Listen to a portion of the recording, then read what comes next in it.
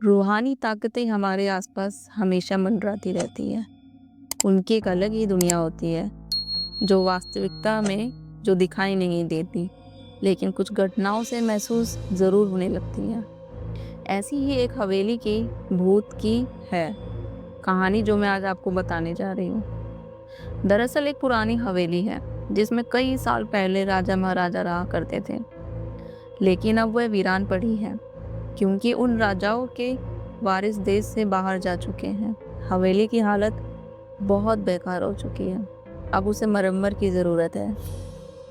इसके लिए शासन के नोटिस के अनुसार संपत्ति के मालिक को सूचित किया जाता है।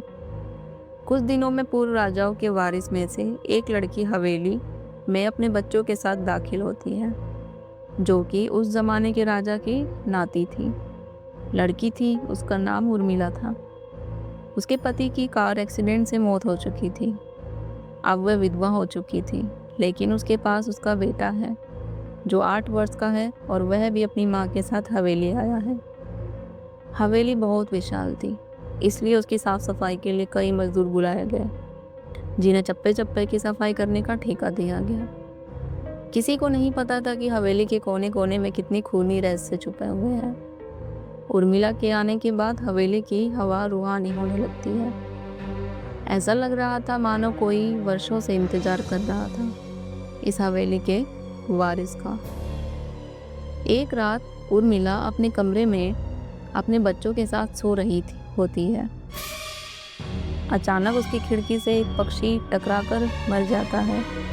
ये घटना अपने आप में असामान्य थी। पक्षी टकराते ही उर्मिला की नींद खुल जाती है, और वह अब लाइट जलाकर देखती है तो डर से चीखने लगती है, क्योंकि उस कमरे की खिड़की से एक पक्षी फंसा हुआ था और उसके शरीर से खून की बूंदें फर्श पर गिर रही थी।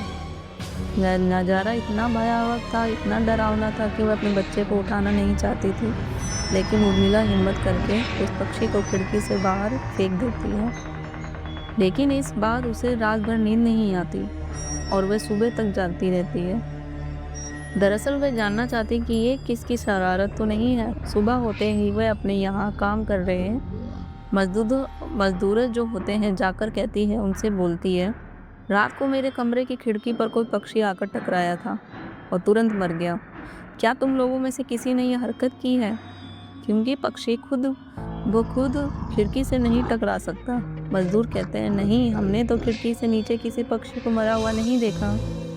हम तो अभी भी वहाँ से चले आ रहे हैं, और जब सभी जाकर देखते हैं तो वहाँ पक्षी नहीं होता है। उर्मिला घबराने लगती है कि ये क्या, यहाँ तो पक्षी होना चाहिए था। कम से कम खून की कुछ बिंदे तो दिखनी चाहिए थी, लेकिन यहाँ पर पक्षी क्या, एक पंख तक नहीं पड़ा हुआ है। उर्मिला सभी मजदूरों को कहती है कि हवेली में बहुत सी कीमती चीज़ें और मूर्तियाँ हैं, संभाल के सफाई करना।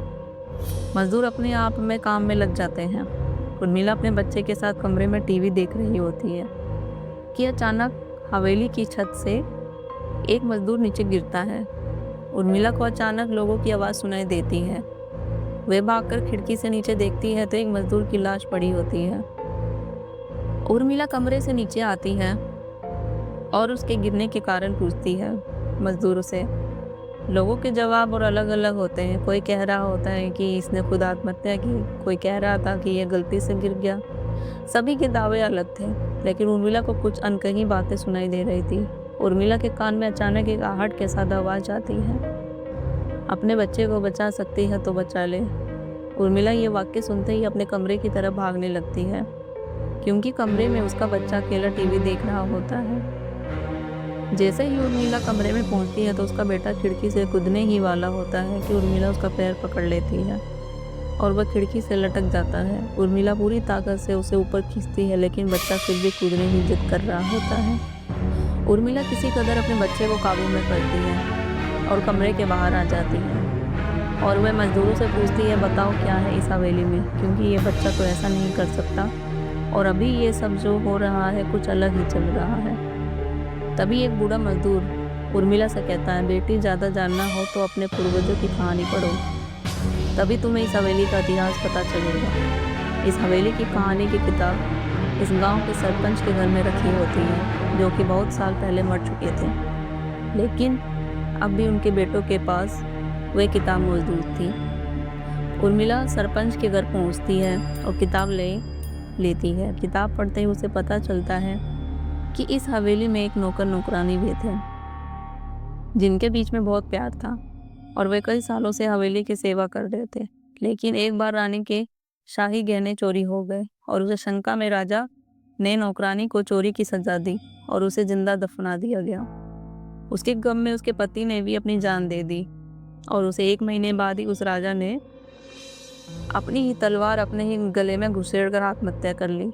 उसके बाद छोटे मोटे हादसे हवेली में होने लगे, जिस वजह से यह हवेली हमेशा के लिए बंद कर दी गई। कई सालों के बाद वहाँ कोई आया है, जिसे वहाँ रहने वाली आत्माओं को मौका मिल गया फिर से बदला लेने का। उर्मिला हवेली का रहस्य जानकर यहाँ से जाना चाहती थी, क्योंकि उसे अपने बच्चे की चिंता है। इसलिए वह रात में ही कार लेकर एयरपोर्ट के लिए निकल जाती है।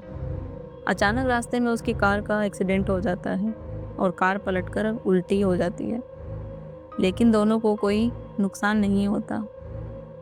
उर्मिला अपने बच्चे को बाहर निकाल लेती है और सुनसान सड़क पर भागने लगती है। रास्ते में उसे एक कार आते दिखाई देती है और कार रोकने के लिए उर्मिला सड़क के बीच में खड़ी हो जाती है और अपनी मदद के लिए चिल्लाने लगती है।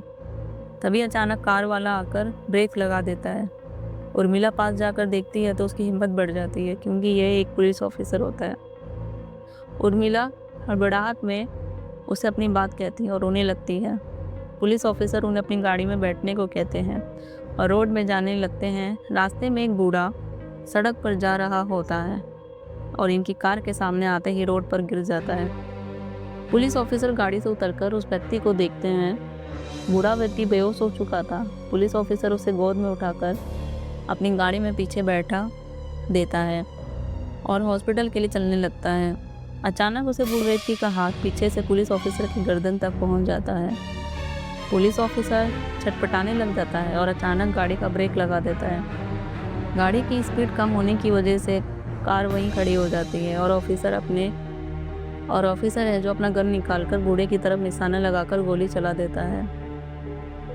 बूढ़े की सर में गोली लगने से भी उसकी जान नहीं जाती है। महिला और पुलिस ऑफिसर दोनों समझ चुके थे कि ये कोई भूत है। भूत को देखते ही उर्मिला अपने बच्चे को लेकर बाहर निकल जाती है और इसी बीच पुलिस ऑफिसर भूत की पकड़ से अपने आप को छुड़ाने में कामयाब हो जाते हैं। पुलिस ऑफिसर के बाहर निकलते ही तीनों बाहर रोड से भागने लग जाते हैं और कुछ देर भागते हुए उन्हें सड़क के किनारे जगमगाती लाइट्स दिख रही होती है। पुलिस ऑफिसर उर्मिला से कहते हैं कि मैडम, ये एयरपोर्ट है, जल्दी चलिए। उर्मिला अपने बच्चे को लेकर एयरपोर्ट के अंदर पहुंच जाती है। एयरपोर्ट पहुंचते ही उर्मिला की जान में जान आ जाती है, क्योंकि पुलिस ऑफिसर की बहादुरी की वजह से उसके बच्चे की जान बच गई थी। लेकिन हवेली में भूतिया ताकतों का अभी भी डेरा बना हुआ है, अभी तक बना है। और इसी के साथ मेगा हॉरर शो की कहानी भी खत्म हो जाती है।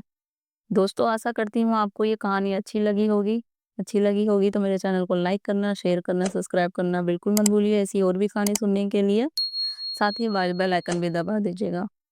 जल्दी मिलती हूँ मैं अपनी एक ऐसी और डरावनी भयंकर कहानी के साथ। तब तक के लिए शुभ रात्रि।